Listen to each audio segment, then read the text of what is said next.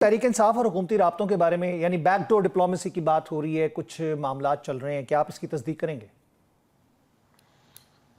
बिस्मिल्लाहिर्रहमानिर्रहीम या का नाबुदु व या का नस्तईन। देखिए जी, एक बात याद रखें, बैकडोर डिप्लोमेसी कभी खत्म नहीं होती, लेकिन वो फॉर्मल तब होती है जब वहां पे किसी जगह पे एग्रीमेंट हो जाए। ये इन प्रिंसिपल ये होता है। ये याद रखें कि पाकिस्तान में इस वक्त एज ऑफ नाउ 80% से 90% लोग वो हैं जो प्रो पीटीआई हैं। इस वक्त पाकिस्तान के अंदर जो हुकूमत है या जो पावर है वो 10% की माइनॉरिटी के पास है, या बहुत ज्यादा तीर मार लिया तो 20% की माइनॉरिटी के पास है। और वो 80% पे, तो आई एम श्योर उस 80% में अच्छे इंपॉर्टेंट लोग भी होंगे और आम आदमी भी होगा। अवाम की ताकत है इमरान खान के पास, तभी आपका कोई प्रोग्राम बगैर इमरान खान के डिस्कशन के स्टार्ट नहीं होता और बगैर इमरान खान के डिस्कशन के ख़त्म नहीं होता। पाकिस्तान में जितने चैनल्स हैं वो ना चाहते भी उसी के बारे में डिस्कशंस करते हैं, उसी के बारे में करते हैं। उनको कहा जाता है कि नहीं बोलना उसके बारे में, लेकिन उसके बगैर किसी के पास कोई टॉपिक नहीं है। डॉक्टर साहब ये बताइएगा, देखिए हमारा मकसद पूछने का ये है कि अगर राब्ते हो रहे हैं बैकडोर, इसका आपके कल सेक्रेटरी इत्तलात ने भी इसकी कंफर्मेशन दी कि राब्ते कभी ख़त्म नहीं होते, आप वाली बात की गई, लेकिन हो किससे रहे हैं और कौन कर रहा है, ये मैटर करता है। देखिए, मुझे इसका अभी नहीं मालूम कि कौन किससे हो रहे, कौन कर रहा है, कौन नहीं कर रहा है, लेकिन आई एम श्योर, मैं ये कह रहा हूँ कि देखिए, राब्ते जो इनफॉर्मल राब्ते होते हैं वो हमेशा चल रहे होते हैं।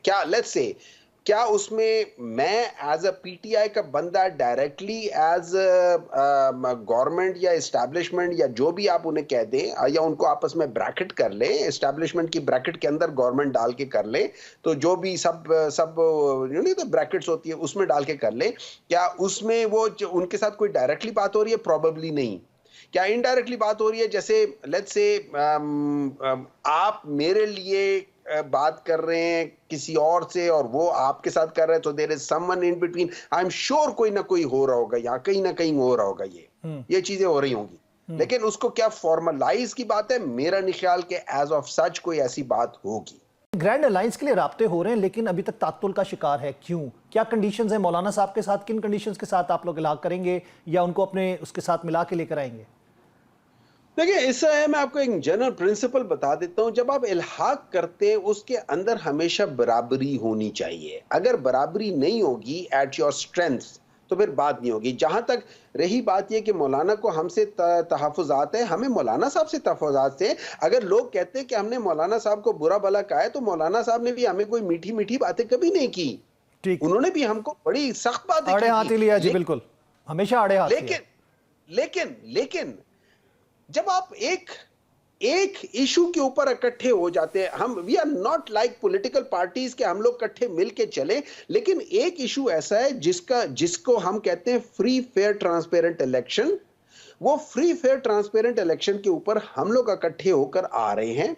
अब अगर इसके लिए हमें थोड़ा सा अलायंस को बढ़ाना पड़ा, अगर हम इसके अंदर बाकी करें, मेरी नजर में अगर पाकिस्तान तहरीक इंसाफ, JUI, GDA और ये बाकी कौम परस्त जो बलूचिस्तान की पार्टियां हैं वो ये इकट्ठी हो जाएं, तो हम लोग केपी से इन सारी पार्टियों को, ये जो छोटी मोटी है ना, इन सारियों को राउट आउट कर सकते हैं। 25 सीटें मेरे लिहाज से आप 19 सीटें 18 सीटें JUI को दे दें और आप अपनी जो 5-6 मेन लोग हैं जिनको लाना चाहते हैं उनको ले आए। उसके अलावा आप सिंध में GDA को कर लें, स्ट्रॉन्ग कर दे, GDA के साथ इंटीरियर सिंध कर ले।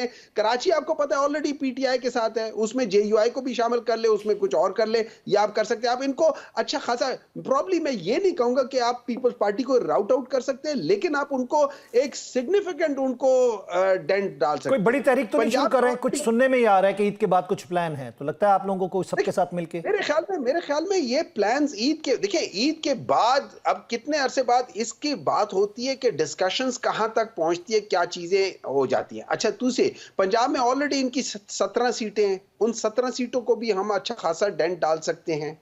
तो ये सारी चीजें अगर देखा जाए तो टेक्निकली स्पीकिंग हम लोग ना सिर्फ अर्ली इलेक्शंस के लिए ये सारी पार्टीज मिलके जा सकती है इसमें। अच्छा, इसमें अगर आपको मुझसे प्रॉब्लम है कि यार हुमायूं बहुत सख्त बातें करता है और लताड़ देता है या जो भी कर देता है, तो ठीक है, हमारे पास बड़े सॉफ्ट स्पोकन पीपल है जिनको हमने आगे किया हुआ है। शायद खाकान अब्बासी साहब हैं, मौलाना फजल रहमान साहब हैं, इन लोगों को हम आगे लाके, जीडीए से हैं उनको हम, अब्बासी साहब हैं, उन सबको हम आगे लाके कर सकते हैं, क्योंकि आपको हमसे डर लगता है, चलो हम पीछे हो जाते हैं। तो वो सारी चीजें, ये पॉलिटिकल रियलिटीज हैं। ठीक हो गया, इसके ये मतलब है हम लोग उनके साथ आइडियोलॉजिकली एक साथ है, लेकिन हम इसको पॉलिटिकल एक वो कर सकते हैं। आपकी जो तंजीमी ढांचा है वो कमज़ोर होता जा रहा है, कमज़ोर तरीन होता जा रहा है। उसकी वजह बाहमी इख्तलाफात हैं। अली अमीन गंडापुर और अगर आप देखें जुनैद अकबर साहब, उनके जो वहाँ पे ऐसे उनको सदारत का ओहदा दे दिया गया, उसके बाद चौधरी फवाद साहब का और हमने जो शोएब शाहीन साहब का आपस में जो मामला देखा, उसके अलावा शेर अफजल मरवत की बात की जाए, अंदाज़ा ये है कि केपीके के अंदर भी एक ग्रुप बरकरार है जो परवेज़ खटक के भी खिलाफ खड़ा रहा और उनको भी टफ टाइम देता रहा, अभी भी वहाँ पे टफ टाइम देने के लिए वही ग्रुप कार फरमाए। तो ये कितना नुकसानदेह आपकी पार्टी के लिए? देखिए, मैं आपको एक बात बताता हूँ, वो जनरली वो बात की जाती है, एक बात की जाती है कि जो बेस्ट डिक्टेटरशिप से वर्स्ट डेमोक्रेसी बेहतर होती है। अगर हमारी बहुत पहले तो हमारी वीक वो जो तंजीम है वो वीक नहीं है, अच्छी खासी स्ट्रांग है। हाँ, उसमें डिफरेंस ऑफ ओपिनियन अपनी जगह पर होगा, लेकिन वो है स्ट्रांग।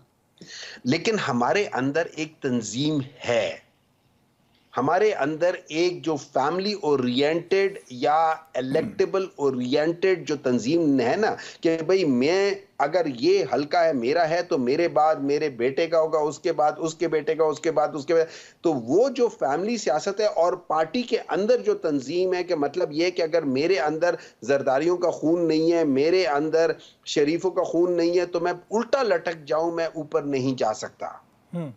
और नहीं तो वही काम करना पड़ेगा जिसका मरियम नवाज ने हम सबको इशारा दिया था कि उनको पता है कि पावर में आने के लिए क्या करना चाहिए। उन्होंने कहा था कि हाथ जोड़ना चाहिए, माफी मांगनी चाहिए और बूट पॉलिश करना चाहिए।